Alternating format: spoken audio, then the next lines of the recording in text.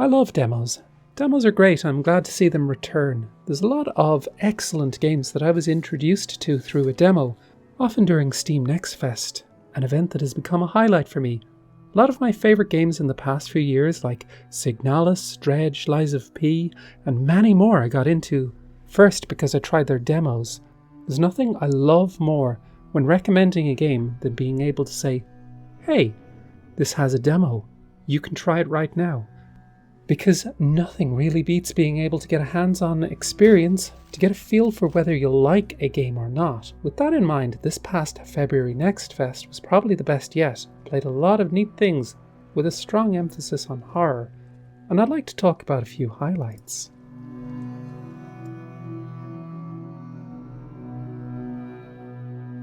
The first thing about Crow Country you'll notice is the art style.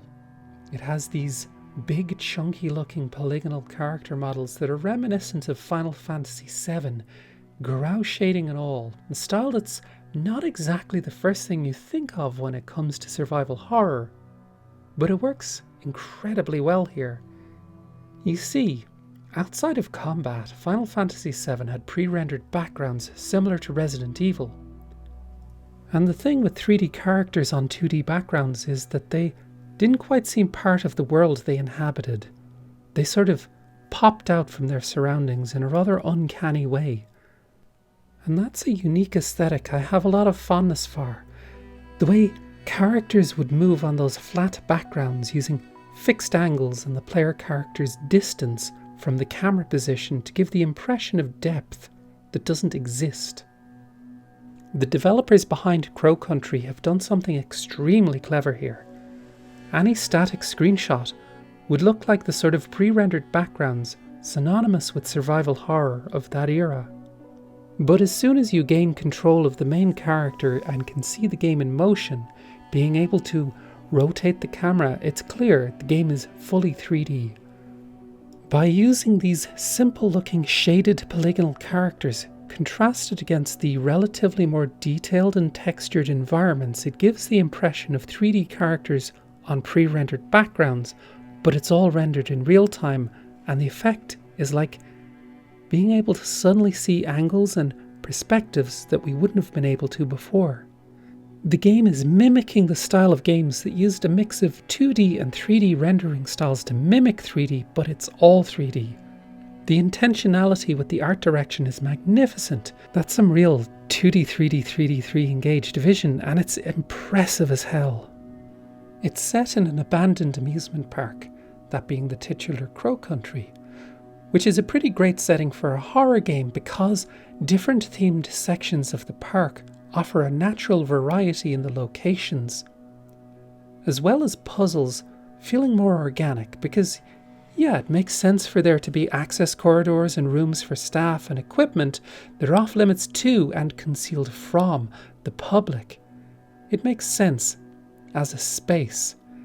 The game also cleverly avoids falling into the trap of having evil mascots be the enemies, which might be more than a little overplayed. Instead, there's clearly something else happening here, something wrong. What we encounter are creepy, fleshy and jittery. It becomes clear that behind the amusement park, they were excavating something. What was it, and what does it have to do with the juddering creepies? The demo leaves us a nice little mystery to uncover. Combat is similarly a nostalgic throwback to the PS1 era. You hold a shoulder button to aim and you can't move while aiming.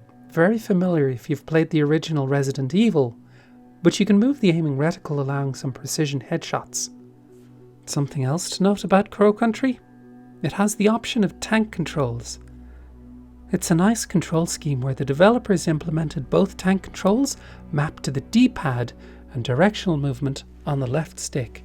So while they work best for movement in games with fixed camera angles, as opposed to games where you can freely move the camera, the tank controls are nice to have as flavour, especially where players new to that movement style can try it out without having to fiddle through menus and ease into them. Overall, it seems like a pretty sizable demo and a great slice of what's to come. For the Steam Next Fest in February, they had these little jade birds hidden around the environment, and I'm a sucker for little secrets like this in survival horror games. There's something about the noise they make when shot, and getting them all that was incredibly satisfying, so I hope these make it back in the full game. And I have to give special mention to the save room theme. It has such a gentle ambience to it, almost feeling reminiscent of something from a JRPG, if you don't mind another Final Fantasy comparison. It ended up being perhaps my favourite demo that I played at that Next Fest, and I'm eagerly looking forward to the full game. Another demo I greatly enjoyed was Holston, which, like Crow Country, cleverly employs some perspective changes. At first glance, it looks like 2D isometric pixel art, but we quickly find we have 8 degrees of rotation on the camera, something we'll have to take advantage of to look for clues and key items. The game employs a more dramatic perspective shift for combat, where the camera snaps to a third person behind the shoulder view, and we get a real sense of the full 3D environments. But this is a limited section of the demo, and if I'm honest, it's the more substantial non-combat section I'm genuinely taken with. In this section we explore the Yanowski house, which is seemingly infested but not abandoned. An aspect I really enjoyed was the environmental puzzles.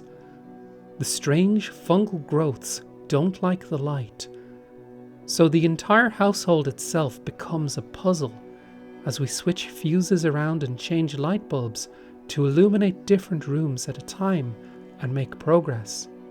Good puzzle design is pretty integral to the survival horror experience, and I found Holston really nails it.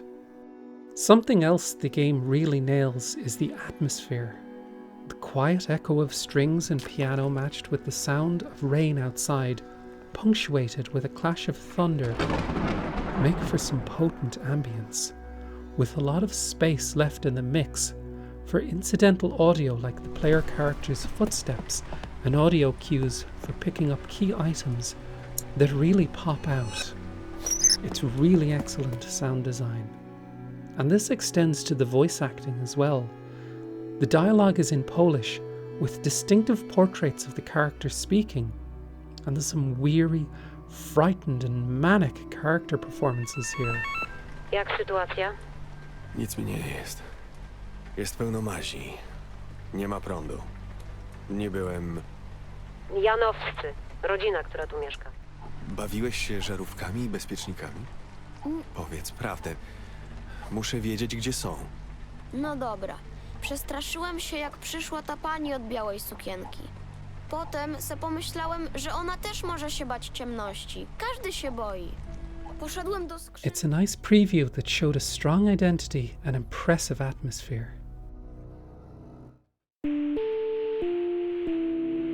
Heartworm strikes an incredible tone right out of the gate with a gorgeous, synth-heavy start screen theme. In fact, the music is a highlight throughout. We're greeted with a deeply melancholy introduction to our protagonist.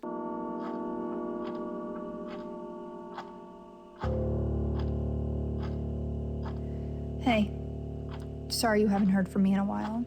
I've been busy trying to find out about this place. A beautiful and foreboding piano track backs her monologue before it placed in the driveway of this mysterious house. Visually, it leans hard into the PS1 low-poly aesthetics, more than a little reminiscent of Silent Hill, but little flourishes like the door-opening animations feel right out of Resident Evil. And like those games, Heartworm uses fixed camera angles, often to great effect, as the first spook we get is when a camera transition frames a shadowy figure. I've felt that fixed camera angles in horror games, a staple of the PS1 era, to be somewhat of a lost art, at least in AAA horror that is. Such as how camera angles can be used to frame important things the game wants to draw your eye to, and how it can conceal dangers out of frame, ratcheting up the tension. Because sometimes limitations imposed can greatly improve the sense of dread, Like how Silent Hill's fog or impenetrable darkness can conceal enemies that you often hear long before you see. One thing to note is that Heartworm has tank controls as default, and I had mentioned how this is a style of movement I feel works best with fixed camera angles, but it can be contentious and might take some getting used to for the unfamiliar player. Now, there is an option for modern or screen relative controls if you'd rather, but I'm of the opinion that tank controls are good, and I think they work well here. You see, tank controls are character relative. That means that pressing left or right on the D-pad or thumbstick will always turn your character to the left or right, and pressing up will always move them forward. Unlike modern controls, which can be a little disorientating when the camera changes position, with the classic tank controls is consistent. Forward is always forward. The atmosphere is impressive. The mysterious houses of vegetation growing inside, giving a sense of being genuinely abandoned rather than a typical horror game haunted mansion, which is a nice contrast to set for when the more eerie and supernatural starts to occur. Once we find ourselves in the other side, the atmosphere is quite distinctly analog. A suburban neighbourhood where we see houses with windows flickering like TV screens and television sets buried in the ground, with the rain beating down sounding like the static from untuned CRT televisions. Certainly a neat touch tying the sound design into the surroundings. Interestingly, the next street we find ourselves in, it's snowing. And I'm not sure if I'm reading too much into it, but we used to call the TV static snow. Combat here isn't the focus, and the spectral figures made out of television static we find once we pass through to the other side aren't too aggressive, which makes avoiding them the safer option, but we can defend ourselves when push comes to shove with our camera. Aiming switches to a first-person perspective, and with successful snaps the spectre blinks away and you'll have to re-aim to take another shot. You can kill them with enough shots, but the blink feels more like an opportunity to get out of the immediate danger. It's a nice pace of combat where killing enemies is de-emphasized over avoidance and defensive use of the camera. There's something incredibly special here. The mood and atmosphere is impeccable, and the music, oh, it's so good.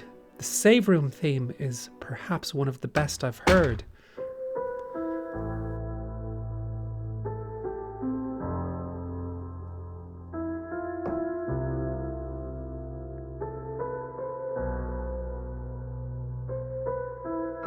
There's something about the save room in survival horror games. It's a break from the tension, a reprieve, and that's reflected in the music, often calming and beautiful but still spooky. Heartworm's save room theme is nothing short of immaculate.